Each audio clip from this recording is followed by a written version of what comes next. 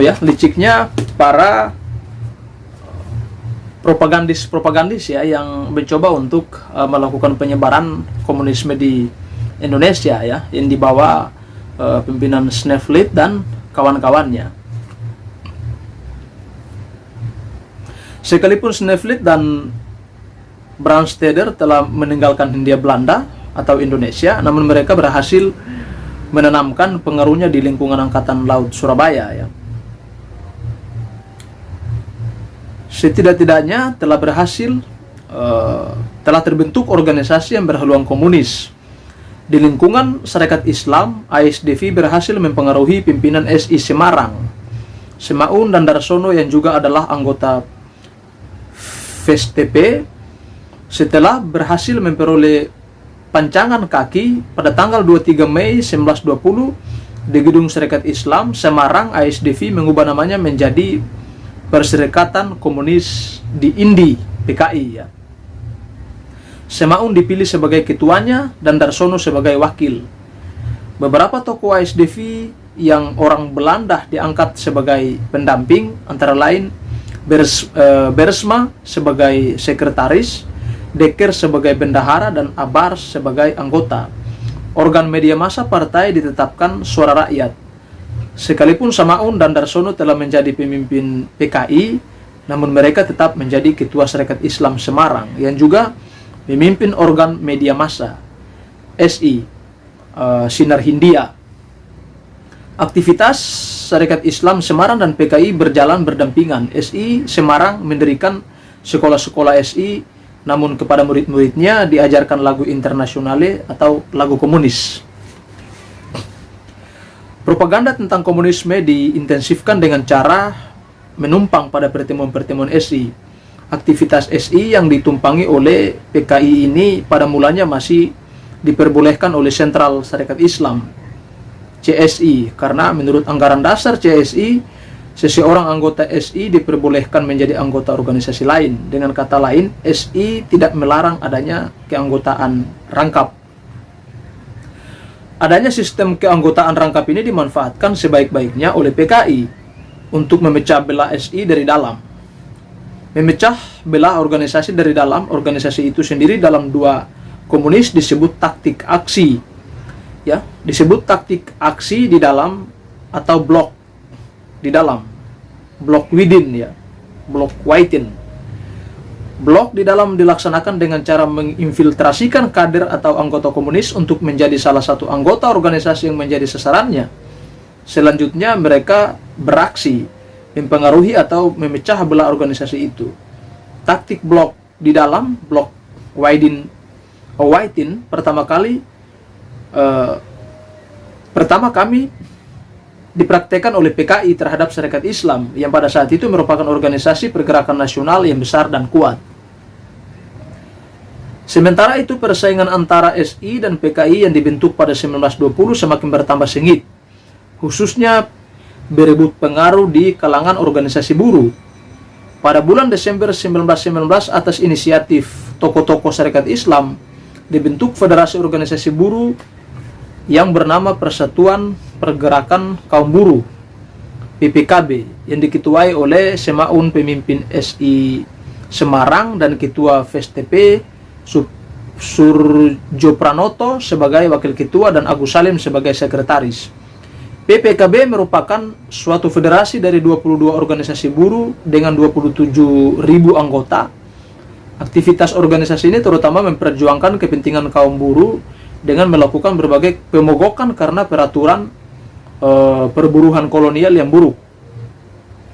Dalam Kongres 2 Juni 1921, Sarekat-sarekat sekerja PPKB di Yogyakarta terjadi perpecahan. Semaun dan Bersma bersama 14 sarekat sekerja memisahkan diri dan membentuk Revolusioner Sosialis FEK Sentral yang dipelopori oleh FSTP pada bulan Juni 1921. Dalam persaingan ini, Surjo Pranoto dan Agus Salim berhasil menyelamatkan sebagian organisasi buruh dari pengaruh komunis. Sejak perpecahan itu, corak gerakan buruh komunis semakin radikal. Pada bulan April-Mei 1923, VSTP melakukan pemogokan besar. Akibatnya pengawasan pemerintahan Hindia Belanda terhadap gerakan kaum buruh diperketat. Pemimpin pemogokan ditangkapi sehingga pemogokan tidak berhasil mencapai tuntutannya, yaitu perbaikan gaji dan jam kerja. Untuk menghindari pengawasan yang ketat dari pemerintah, organisasi-organisasi buruh komunis menerapkan sistem organisasi inti dan sel, kern and cell, yang terdiri atas 5 hingga 10 orang. Organisasi ini bersifat tertutup dan bergerak laksana bola salju, makin lama makin membesar. Itulah strategi yang dilakukan oleh Sneflet, kemudian dilanjutkan oleh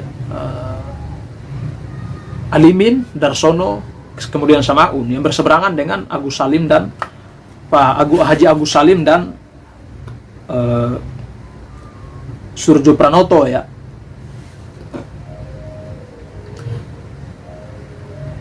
Sementara itu para pengikut SI yang dengan terang-terangan telah menjadi PKI mulai melancarkan kritik keras terhadap SI.